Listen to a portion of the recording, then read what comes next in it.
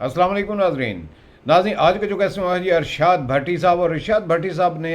इमरान खान की रहाई के मतलब बहुत ही अहम किस्म के इंकशाफात किए हैं। इमरान खान साहब कब बाहर आ रहे हैं, तो आइए पहले अरशाद भट्टी की बातचीत सुनते हैं, उसके बाद बात करते हैं। आपको पता है उन्होंने खुद अपने लिए वो ओहदा रखा है, मुबारक हो उनको इस पर।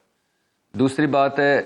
एक अच्छा फैसला उन्होंने ये किया कि अली मीन गंडापुर को कहा कि आप फोकस करो केपी के मामलात को, केपी का खैबर पख्तूनख्वा पर,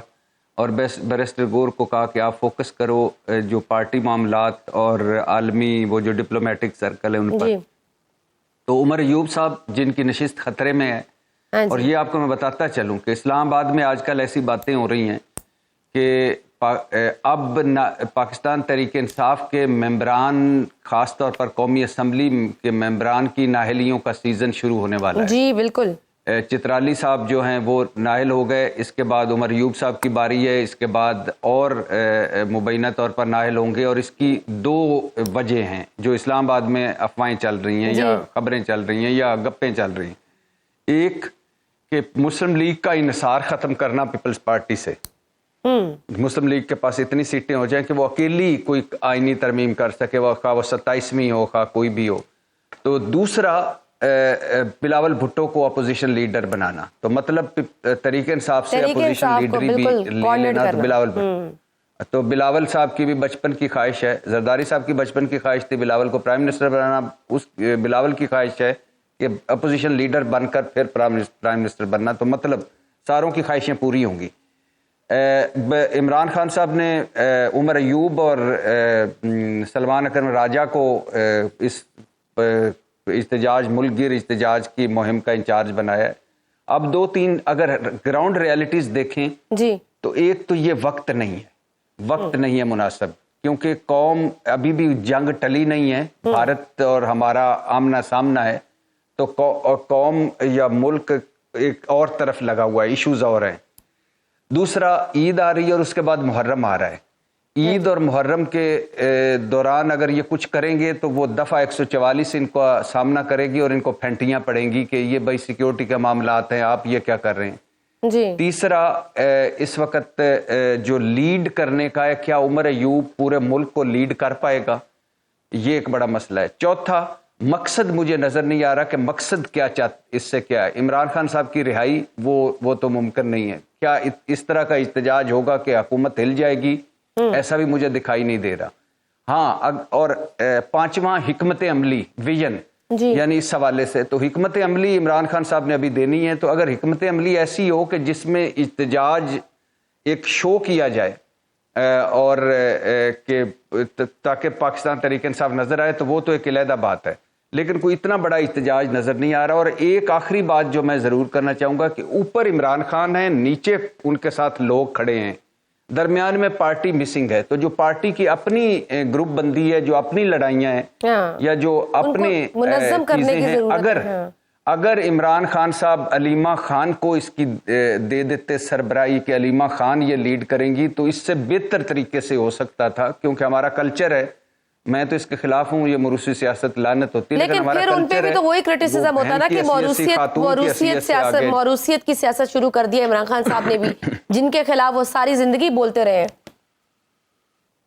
नहीं, ये इस्तेजाज या तहरीक का किसी को लीड करना, और जब आप अंदर हो, आपका chairman, vice chairman, party chairman अंदर हो, सदर आपका जो परवेज इलाही साहब बीमार हो, इसके अलावा जो मेन लीडरशिप आपको छोड़ चुकी हो, बाकी लोग जो जेलों में हो, यास्मीन राशिद समेत, और पार्टी में कोई ऐसा ना हो, तो ये एक तहरीक के लिए कहा जा सकता है कि आप लीड करो। और अगर वो लीड करती तो बेहतर रिजल्ट आ सकते थे। लेकिन इस वक्त इस क़यादत के साथ, इस ग्रुप बंदी के साथ, इन हालात में मुझे नहीं लगता कि कोई इतना बड़ा इम्पैक्ट, क्योंकि इमरान खान साहब खुद तो जेल में है और वो इन खदशात का इजहार भी कर रहे हैं कि उनकी मुलाकातों पर भी पाबंदी लगाई जा सकती है आइंदा आने वाले दिनों में। तो इसके बावजूद इस तरह की तहरीक का ऐलान करना और कहना कि मैं उसको खुद लीड करूंगा, आपके ख्याल में क्या इमरान खान साहब को ग्राउंड रियलिटीज, बाहर की सिचुएशन का कोई कंफर्म पता नहीं है? क्या उनको प्रॉपर्ली क्लैरिटी नहीं दी गई कि बाहर क्या हो रहा है जो मिलने जाते हैं? یہ تو ڈیفینیٹلی ٹھیک بات ہے کہ اور یہ ہم نے دیکھا ہے کہ عمران خان صاحب کو جو ایک مخصوص لوگ مل پاتے ہیں وہ مخصوص قسم کی چیزیں بتاتے ہیں، اور ایک ہی دن اگر بیرسٹر گور اور علیمہ خان مل کے باہر نکلتے ہیں تو مختلف چیزیں وہ آ کر بتاتے ہیں، تو یہ بھی ایک بڑی حیرت کی بات ہے۔ نمبر 2، عمران خان یہی عمران خان ہے، آپ ان سے اس بات پہ تنقید بھی کر سکتے ہیں، تعریف بھی کر سکتے ہیں، یہی عمران خان ہے، یہی اس کی اسٹرینتھ ہے، یہی اس کی ویکنس ہے۔ یعنی آپ بالکل ایک مختلف قسم کے حالات سے، میں آپ کو پہلے بھی بتا چکا تھا کہ میں پتہ نہیں غالباً یہ